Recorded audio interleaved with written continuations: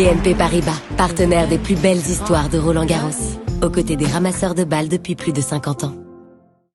C'est sûr que c'est important. La première, on s'en rappelle. Voilà, c'était un gros match. C'était pas évident du début à la fin. Euh, j'ai réussi à rester calme. J'ai réussi à gérer toutes ces émotions. Voilà, c'est pas quelque chose de très simple, mais je peux être fier de moi sur ce que j'ai fait sur ces 3 heures de match, un peu de 3 heures, et maintenant se concentrer sur le deuxième tour. Salut Giovanni. Alors, Maintenant que cette première victoire est faite, est-ce que ça t'enlève un peu un poids sur les épaules? non, pas vraiment, parce que j'ai envie d'être au troisième tour. Donc, hum, oui, parce que je n'avais jamais gagné un match, et non, parce que moi, j'aimerais aller plus loin. Enfin, quand on est au deuxième tour, on va au troisième tour. Quand on est au troisième tour, on va aller en huitième. Mais oui, ça va être peut-être une autre pression, peut-être euh, ça va être un autre match, d'autres émotions à gérer, mais là j'ai du temps, c'est ça qui est bien, je vais avoir du temps pour préparer ce match, et ça va être à moi de faire de mon mieux pour essayer de gagner. Au-delà de la victoire, je reviens sur le tie-break, le moment où tu parviens à faire cette remontada là, de 7 points de suite. Tu avais déjà vécu un truc pareil, avec une ambiance pareille, un enthousiasme pareil autour de toi qui te porte comme ça jusqu'au gain d'un set? Euh, je vais dire non, mais je dois dire Lyon quand même. C'était quelque chose d'assez spécial, mais non, j'avais jamais vraiment vécu quelque chose d'aussi grand, d'aussi fort. Les gens, enfin, c'est quoi, c'est 8000 la capacité, donc 8000 personnes qui sont derrière toi. À chaque point, tu te sens pratiquement invincible, quoi. C'est quelque chose c'est un sentiment assez étrange et pas évident à décrire, mais c'est sûr que bon, la prochaine fois, je vais essayer de faire mieux que de perdre 5-0. Euh, J'aurais aimé jouer un tie-break normal et pas faire un Montana, mais bon, c'est comme ça. Euh, Salut Giovanni.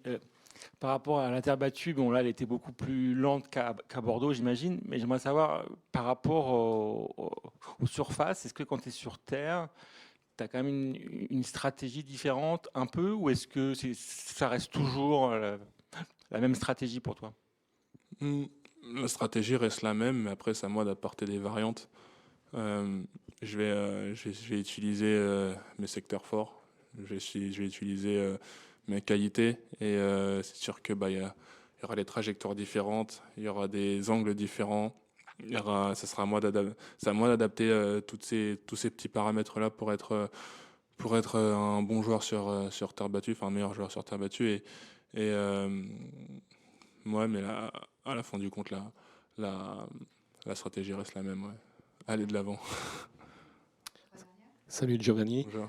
À quel point ton succès la semaine dernière à Bordeaux a été important aujourd'hui, notamment en termes de confiance quand tu perds le premier set? C'est sûr que ça joue un rôle majeur.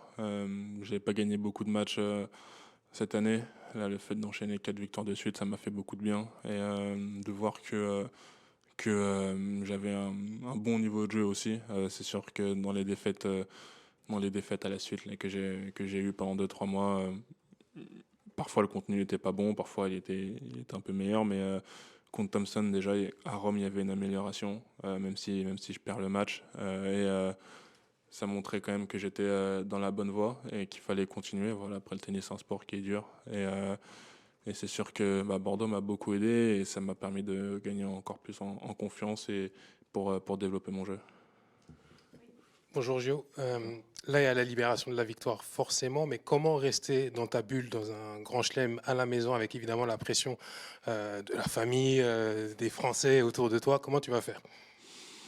Ça fait beaucoup de pression, hein, si on regarde la pression de la famille, des gens. Il y a beaucoup d'attentes. Et en plus, j'ai des attentes. Je sais que mon équipe tout le monde a des attentes. Donc, le plus important déjà, c'est de se concentrer sur soi-même. C'est de se, j'ai des objectifs, euh, pas des objectifs en termes de résultats, mais des objectifs de jeu. Et c'est de là que je dois passer par là en fait, et pas me concentrer sur le résultat.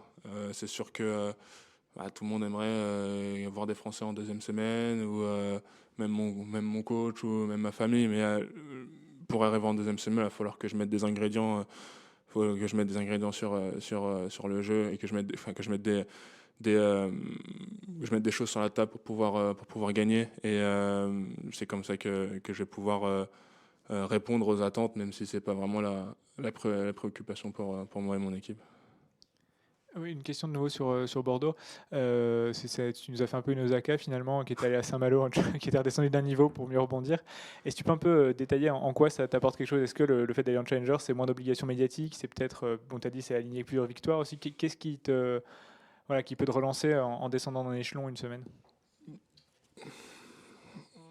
Là, je dirais que je pense que même si c'était un 250, j'aurais peut-être bien joué parce que les conditions m'avantageaient là-bas. C'est sûr qu'il faisait très chaud toute la semaine, ça rebondissait énormément, c'était assez rapide et les cours étaient quand même pas très très grands, donc avec mon service j'arrivais à faire mal, et en coup droit j'arrivais à avoir une bonne trajectoire pour pouvoir faire mal dès que j'avais l'opportunité. Après, si on regarde bien, j'ai joué des bons joueurs, pratiquement tous dans les 100. Enfin, il y en a qui ont été dans les 100, même mieux que top 20. Il y avait Pierre Hugues aussi qui a wildcard cette semaine. Donc c'était tous les mecs que j'ai joués sont dans le tableau en fait ici, à part Shevchenko, non, je crois. Mais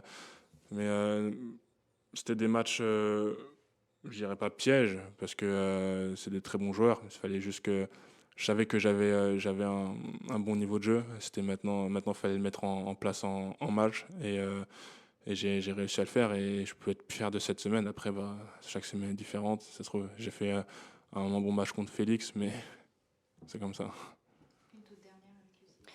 Il y avait ta petite sœur au qualif, du coup elle a gagné aussi son premier match à Roland. Est-ce que ça fait une petite motivation ça? Et puis juste, je sais que tu as croisé 2-3 personnes dans les couloirs avant de venir. Est-ce que tu peux raconter un peu ces deux rencontres? Merci.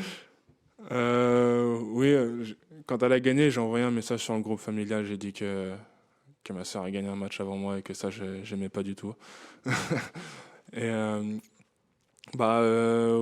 oui, après, on se charrie un peu là-dessus avec ma sœur, mais ça reste quand même assez gentil. C'était pas vraiment ma source de motivation principale, mais quand j'ai gagné la balle de match, j'ai pensé un petit peu. J'ai dit maintenant, tu vois, t'es pas la seule. Et pour les rencontres, ouais, j'étais dans le couloir et j'ai vu les meilleurs joueurs du tennis de l'histoire.